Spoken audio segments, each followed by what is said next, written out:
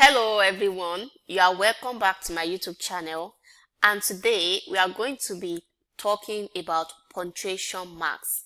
This lesson we'll be talking about detailed guides, the usage, the rules and tips regarding the use of punctuation marks. My name remains Elizabeth Akifenwa. I am your English fluency and public speaking coach. Let's go. What exactly are punctuation marks? I am very sure you must have heard and you must have seen it before. You must have seen full stop, you must have seen comma. So punctuation marks are symbols that structure writings, signal pauses, clarify meaning, and show emotions. Correct punctuation mark can change the meaning entirely. So in this lesson, we are going to be learning how to correctly use punctuation marks. And we'll be talking about the rules, we'll be talking about common pitfalls and tips. Now, the first punctuation mark we will talk about is full stop. Full stop. How do we use full stop? And full stop is also called period. And this is the symbol. We use it to end declarative sentence. Declarative sentence, because we have different types of sentences. We have exclamatory sentence, we have declarative sentence. Now, declarative sentence is a statement. For example, you say, the student passed the exam. The student passed the exam. So that's full stop. We also use it to end mild commands or statement, mild commands, because if it is not a mild command, if it's command that is strong command, you are going to use exclamation mark. So we use it to end mild command. For example, sit down. And like we said, punctuation marks show emotion. So if I say sit down is different from me saying sit down. Sit down is different. So that one, the intensity is higher. We also use it for abbreviation. So when you shorten doctor to GR, you use full stop or period, Mr. as well. Now, another example, this is the sentence example. Prof. James will visit us. Now, these are the things to avoid when you are using period. Don't use a period after a question or exclamation mark. No. If it is a question, use question mark. If it's an exclamation, use exclamation mark. In abbreviation, don't double up the period if abbreviation ends. Let's say, for example, we are saying, you want to say, where are you going? I am going to visit Prof. Now, you now put full stop at the back of Prof because Prof is an abbreviation of professor. You don't have to put another full stop again just because that's the end of that sentence. Just use one. Don't use a period after headings or titles. Now, the way I title this now, you don't have to put period, especially if it is now even written in block letters, that is in capital letter. Even if it's not, in as much as it is heading, don't put a full stop. Now, the next punctuation mark we talk about is abbreviation, question mark. And question mark is used to end a direct question. It is used to end a direct question. For example, what time is the meeting? What time is the meeting? That's the question. It can also use to follow a short question like phrases, especially in dialogue. You did what? You did what? And one thing you should also notice that, like we said, punctuation marks show emotion. So, as it is when you are writing, when you are reading, you have to input what? You have to input that emotion. So, if you end a sentence with a full stop, the way you will read it is different from if you end a sentence with a question mark. So you say, end a direct question. That's it. But you say, what time is the meeting? What time is the meeting? You don't say, what time is the meeting? No. What time is the meeting? You did what? So the way you will read a sentence that ends with question mark is different from the way you will read a sentence that ends in what? In full stop. For example, another thing you should avoid is that you do not use question mark for indirect questions. Don't use question mark for indirect questions. For example, I asked him where he was going. I asked him where he was going. No, you don't say that, because that's a sentence. That's a sentence. It's a statement. I asked him where he was going. So you don't put question mark. But if you say, where are you going? Where are you going? That's correct. That's correct. You can what? You can put question mark. So avoid stacking periods and question mark.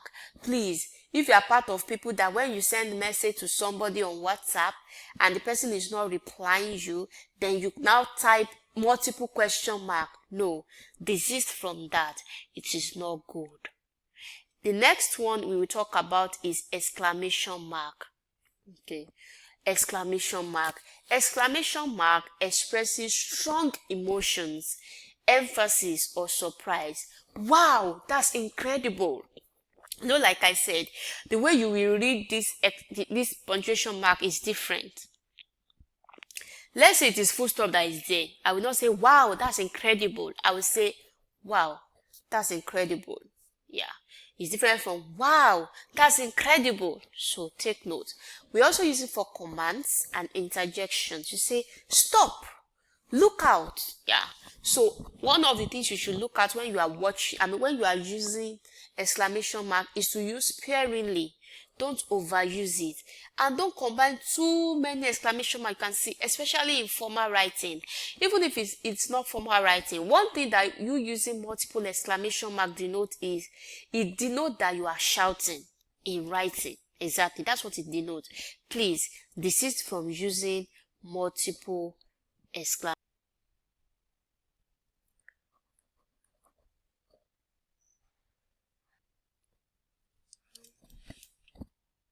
Okay, now comma. The first usage is that it is used to separate items in a list. For example, you say he bought eggs, bread, milk, and cheese. You can see comma and full stop. Also, we use it between independent clauses. We use it to join independent clauses by a coordinating conjunctions. For example, she studied hard and she passed the exam. Introductory words or phrases at the start too. For example, you say, unfortunately, he missed the appointment. We also use comma for non-restrictive or non-essential clauses. You say, my friend, comma, who lives in Lagos, comma, visited me. Because you can actually remove this who lives in Lagos and it will make sense. That's what is called non-restrictive. So you can say, my friend visited me. Also, we use comma between adjectives of equal rank. For example, it was a long, tiring journey. That's another usage. It was a long, tiring journey. Also, we use it before a quote. We use a comma before a quote. You say, she said, comma, I'm ready. So please take note of the usages of comma. These are the pitfalls to avoid when you are using comma. These are the pitfalls to avoid when you are using comma. Number 1, don't put a comma between subject and a verb. You don't have to put a comma. You are saying Shade bought a book. It's not necessary for you to have Shade, comma, but. No. Don't confuse restrictive versus non-restrictive clauses. So, like, this is what they are saying. They are saying, example, this particular, my friend who lives in Lagos visited me. That one is what is a non-restrictive, non-essential. So, but don't forget, the one that is essential, don't miss it. If you say, this is the man who beat the boy, that is important because we need to know the man you are talking about. So don't confuse non-essential clauses with essential clauses. So when the extra information is not essential, you use comma to separate that. Avoid comma splices as well. use only a comma to join two independent clauses. So use comma plus conjunction. So when in doubt, read it aloud. And then one thing you need to understand is that when you are reading, because reading helps you to improve your spoken English and English fluency. When you are reading, comma denotes pause, a slight pause. So when you are reading, for example, look at that last sentence. If you want to read it now, you say, when in doubt, read it loud. Pause where a comma might belong. You don't say, when in doubt, read it loud. No. When in doubt, read it. When in doubt, read it. No. When in doubt, read it aloud. Pause where a comma might belong. So please take note of that. Now, another punctuation mark is semicolon. Semicolon. Now, we use semicolon to join two closely related independent clauses without a conjunction. Without a conjunction. For example, she loves reading. He prefers writing. These are two independent clauses. They can stand alone, but probably you do not want to use a conjunction. You could have written this as she loves reading and he prefers writing, but you can use a semicolon to join the two together. Now, another one is in a complex list where items already contain comma, so you can use what semicolon. We visited Lagos,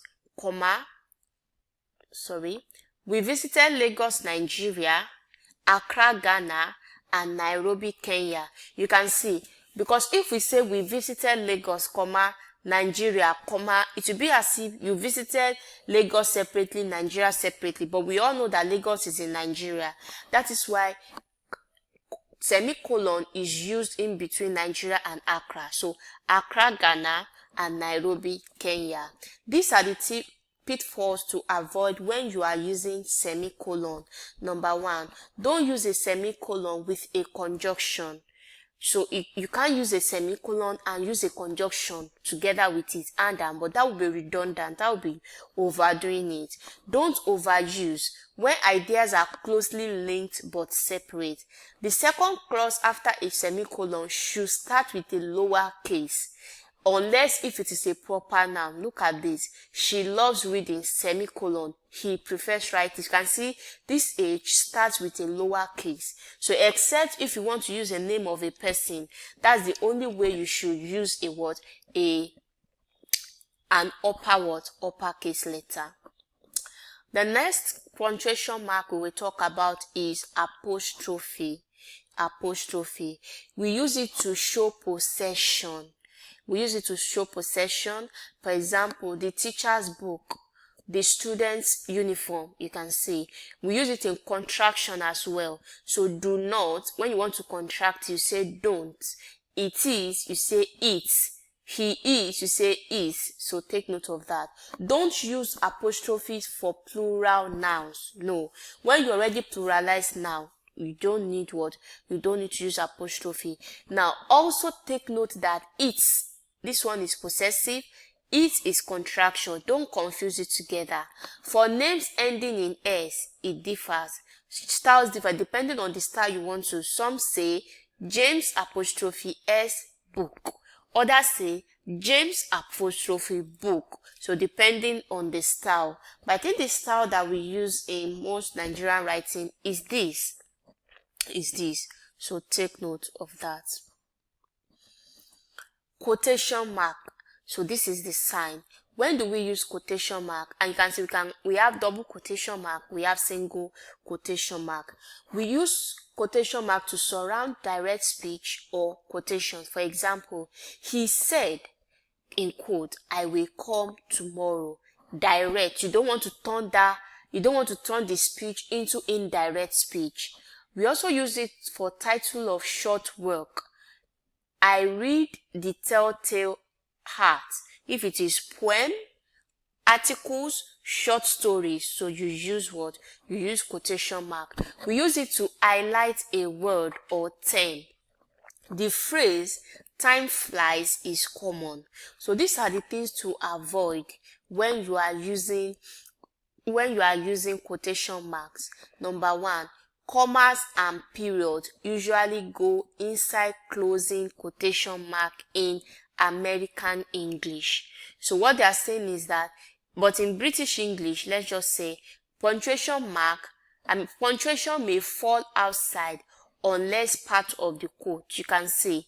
So here you can see this full stop is inside the quotation. But some people will say full stop can be outside the quotation. So for quote within quotes, use single quotation inside the double. For example, he said, she told me hello. You can see that hello is another quotation. So, and they use a single quotation there. They now put everything in what? In double quotation. Hyphen or dash. Now, we use it to join compound words. That's hyphen, right? Well known, part-time. We use it to spell number 21. We also use it with prefix, ex-president, self-esteem. Dash, we have two dashes. We have N dash and we have M dash. N dash indicates abrupt break. That's M dash, parenthetical thought, emphasis. She came late, too late to apologize. You can see that's when we use M dash to introduce. We use it as a parenthesis to want to add an afterthought. N dash on the other hand, that's what we use to show what? To show ranges 2020 to 2025. Now the difference in an appearance when you want to write, the difference between N dash and M dash is that M dash is longer than N dash, but the usages are different. Tips: please don't confuse hyphens with dashes. They have distinct uses, and a dash often replaces parentheses or commas for dramatic effect. Now, parentheses, this insert extra information or clarification, are not essential to sentence. For example, the meeting, which was long, ended late. The meeting, which was long, ended late. So you can see, we use it to add extra information. So we also use it for editorial or explanatory insertion. So if you remove the parenthetical part, the remaining sentence must still make sense. Yes, that's why it's parentheses. If you say the meeting ended late, it still makes sense. Don't overuse. They interrupt flow most times. So please take note of that. The next punctuation mark we will talk about is what is called ellipsis. And ellipsis indicates omitted words or trailing off. Omitted or something you don't want to say. She started to speak, then stopped. That means she skipped some things. She didn't say it. We use it to show hesitation in dialogue. I'm not sure. Maybe later. So use 3 dots. So this is how to write ellipsis. Just 1, 2, 3. Sometimes with a space before and after, depending on style. Don't overuse. Frequent ellipses make writing vague. Don't overuse. These are the other punctuation marks that we have: slashes, braces, caret. So slash for alternative or fraction. Braces, we use that one in technical or mathematical notation. Most time when they want to write formula, they do put formula in braces. And caret or arrows, we use that in what? In proofreading. That's what we use in proofreading. Now, what are the tips you should note when you are writing? Read your sentence aloud. Pause where your mind naturally stops, likely where punctuation is needed. That's when you will know. When you are writing and you are confused about where to put your word, where to put your punctuation mark, you can read your sentences aloud. In a complex sentence, isolate clauses first, then decide the punctuation that you want to use. Don't try to force in many punctuation marks. Yes, simplicity and clarity actually matter more. Sometimes simple is what is okay. Learn one mark at a time and practice with examples. When editing your own writing, check punctuation last. And I can also say that if you want to learn your punctuation, make sure you read. When you read, take note of how the writer uses what? Punctuation marks. So we have come to the lesson on punctuation marks. Thank you and see you in my next lesson. Okay.